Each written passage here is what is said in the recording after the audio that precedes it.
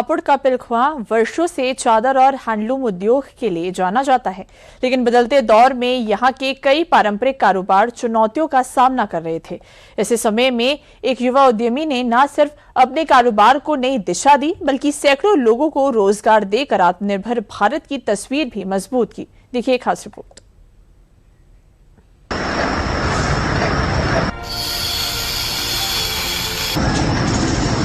ये मशीनों की आवाज नहीं, आत्मनिर्भर भारत के सपनों की गूंज है। ये धागों की बुनाई नहीं, मेहनत, हौसले और सफलता की नई कहानी है। जहां कभी एक छोटी सी दुकान तक सीमित था सफर, आज वहीं से सैकड़ों घरों की रोजी रोटी जुड़ चुकी है। हापुड़ के पिलखुआ की गलियों से निकली ये पहचान अब देश ही नहीं, विदेशों तक अपनी छाप छोड़ रही है। हम मिलकर के वोकल फॉर लोकल उस मंत्र को हर नागरिक के जीवन का मंत्र बनाएं। भारत में बनी हुई, भारत के नागरिकों के पसीने से बनी हुई वो चीजें जिसमें भारत की मिट्टी की महक हो और जो भारत के आत्मनिर्भर के संकल्प को ताकत देता हो, हम उसी को खरीदेंगे, हम उसी का उपयोग करेंगे, वो दिशा में आगे आएंगे। यह हमारा सामूहिक संकल्प हो, देखते ही देखते हम दुनिया बदल देंगे। देश को आत्मनिर्भर और विकसित भारत बनाने के संकल्प को पूरा करने के लिए प्रधानमंत्री नरेंद्र मोदी ने जहां देश में बने उत्पादों को बढ़ावा देने का आह्वान किया, वहीं केंद्र और प्रदेश सरकार की योजनाओं ने छोटे कारोबारियों और युवाओं को नए अवसर भी दिए हैं। ओडीओपी, आत्मनिर्भर भारत, समर्थ भारत और एमएसएमई जैसी योजनाएं आज युवाओं को उद्यमी बनने की राह दिखा रही हैं। ये तस्वीरें हैं पिलखुआ के उस युवा उद्यमी की, जिसने कभी अपने पिता के साथ छोटी सी दुकान से कारोबार की शुरुआत की थी। एक समय था जब उनका परिवार बाहर से चादर खरीदकर बेचने का काम करता था, लेकिन आज वही परिवार आधुनिक तकनीक से लैस टेक्सटाइल उद्योग संचालित कर रहा है। पिलखुआ को चादर और कपड़ा निर्माण के लिए टेक्सटाइल और हैंडलूम नगरी के नाम से जाना जाता है, लेकिन एक समय ऐसा भी आया जब बाजार में विदेशी उत्पादों की बढ़ती मांग ने स्थानीय कारोबारियों के सामने बड़ी चुनौती खड़ी कर दी थी। यही चुनौती अर्जुन सिंघल के लिए अवसर बन गई। प्रधानमंत्री नरेंद्र मोदी के लोकल फॉर वोकल और आत्मनिर्भर भारत के मंत्र से प्रेरणा लेकर उन्होंने खुद का उत्पादन शुरू करने का फैसला किया। वर्ष 2017 में आधुनिक टेक्सटाइल यूनिट की शुरुआत, एमएसएमई और ओडीओपी योजना से मिला सहयोग, उद्योग स्थापना के लिए मिला अनुदान, जिला उद्योग विभाग से मिला मार्गदर्शन, आधुनिक मशीनों से तैयार हो रही 3D चादरें, नई तकनीक, आधुनिक मशीनें और गुणवत्तापूर्ण उत्पादन, इन तीनों सूत्रों ने अर्जुन सिंघल के कारोबार की तस्वीर बदल दी। आज उनकी यूनिट में तैयार होने वाली 3D बेडशीट्स और टेक्सटाइल उत्पाद देश के विभिन्न राज्यों के साथ साथ विदेशों के बाजारों तक पहुंच रहे हैं। ये जनपद है, ये ओडीओपी के अंदर ये अपना बेडशीट एंड हैंडीक्राफ्ट के लिए माननीय योगी जी ने सरकार ने उसमें अपना करा हुआ है। और ये जो हमारे को जो ये अपना जो हमने प्लांट स्टार्ट किया है, जो अपना प्रोजेक्ट स्टार्ट किया है 2017 के बाद जब योगी जी की सरकार आई थी, उसमें 2 योजनाएं हमें मिली थी। दोनों के तहत हमें काफी सारे प्रोत्साहन सरकार ने दिए। प्रोत्साहन मिलने के बाद एक मन में इच्छा आई कि जो चीज हम पहले चाइना से हम लोग ये प्रोडक्ट है, ये जो फैब्रिक है और ये जो बेडशीट है, पहले हम लोग चाइना से इम्पोर्ट किया करते थे, चाइना से लाते थे। तो चाइना से लाते थे तो अपने देश में रोजगार उत्पन्न नहीं हो पाता था और जो हमारा यूएसडी जो अपना डॉलर्स है वो डॉलर्स में सारा माल आता था।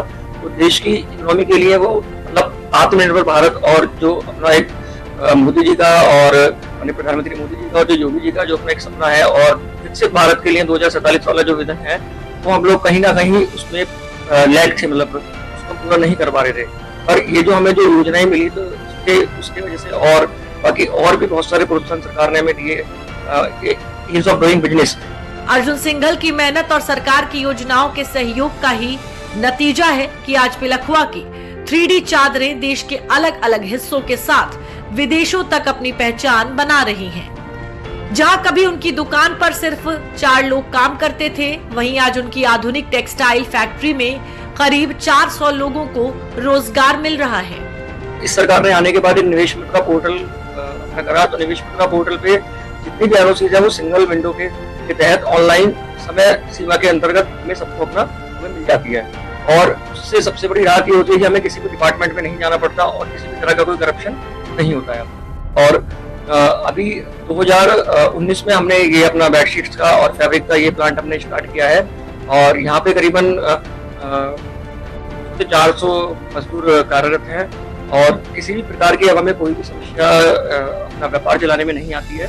और उसके अलावा सबसे ज्यादा अहम ये है कि अभी पहले जो हम अपना प्रोडक्ट हम दूसरे देशों से लाते थे तो उससे रोजगार भी नहीं मिल पाता था और भी मतलब हम लोग अपनी कंट्री को 2047 का जैसे विजन है तो उसको पूरा नहीं कर पा रहे थे। और आज हम यहाँ पे अपना वो विजन भी पूरा कर पा रहे हैं और आत्मनिर्भर भारत के तहत अपना खुद का मेक इन इंडिया मतलब खुद का बनाओ प्रोडक्ट हम लोग आज पूरे ऑल ओवर द इंडिया मतलब अपने देश के साथ साथ हम विदेश में भी अपना प्रोडक्ट जो हम एक्सपोर्ट कर रहे हैं। पिता के साथ छोटी दुकान से शुरू किया कारोबार, आधुनिक तकनीक अपनाकर स्थापित किया टेक्सटाइल कारखाना, 400 लोगों को मिला रोजगार, करोड़ों रुपयों के कारोबार तक पहुंचा उद्योग, पिलखुआ की चादरों को मिली देश विदेश में पहचान। अर्जुन सिंघल की कहानी इस बात का उदाहरण है कि अगर मेहनत, आधुनिक सोच और सही मार्गदर्शन मिले तो छोटा कारोबार भी बड़ी सफलता में बदला जा सकता है। सरकार की योजनाओं ने जहां उद्योग लगाने का रास्ता आसान किया, वहीं स्थानीय उत्पादों को बाजार तक पहुंचाने में भी महत्वपूर्ण भूमिका निभाई है। तो पहले तो यहाँ का जो ओडीओपी प्रोडक्ट है वो है रेडीमेड गारमेंट और डेकोरेटिव आइटम्स।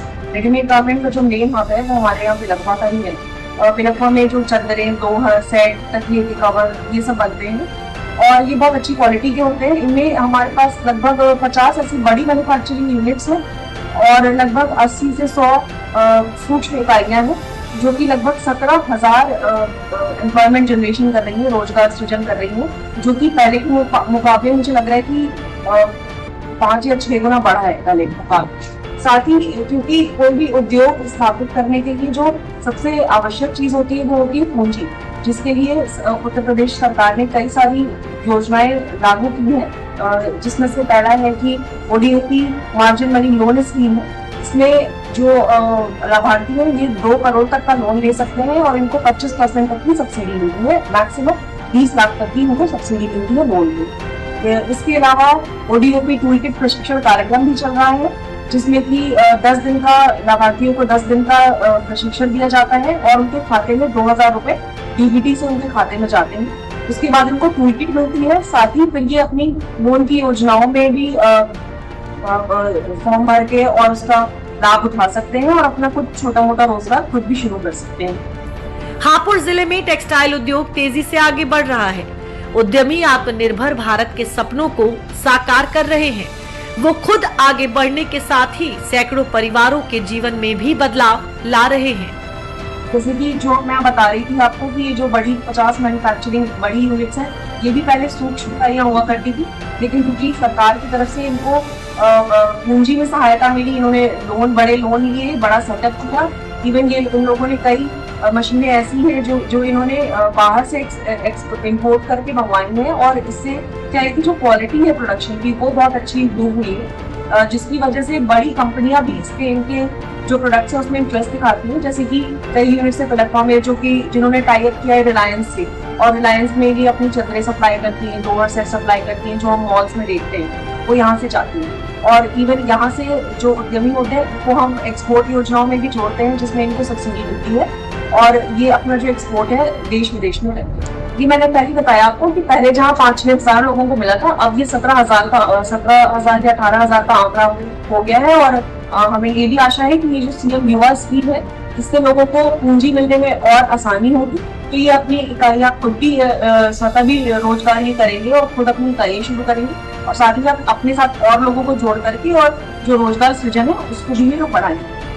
करीब 100 टेक्सटाइल कारखाने संचालित, 200 से ज्यादा हैंडलूम इकाइयां, सक्रिय उद्योगों को प्रोत्साहन देने के लिए सरकारी योजनाओं का लाभ, स्थानीय उत्पादों को मिल रहा वैश्विक बाजार।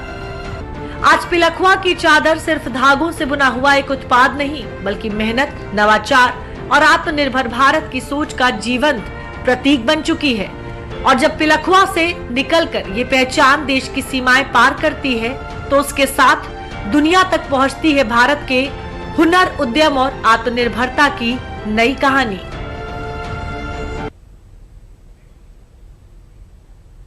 आज स्पॉटलाइट में बस इतना ही। फिर मिलते हैं विकास की नई यात्रा के साथ। तब तक आप देखते रहिए DD UP के साथ। नमस्कार।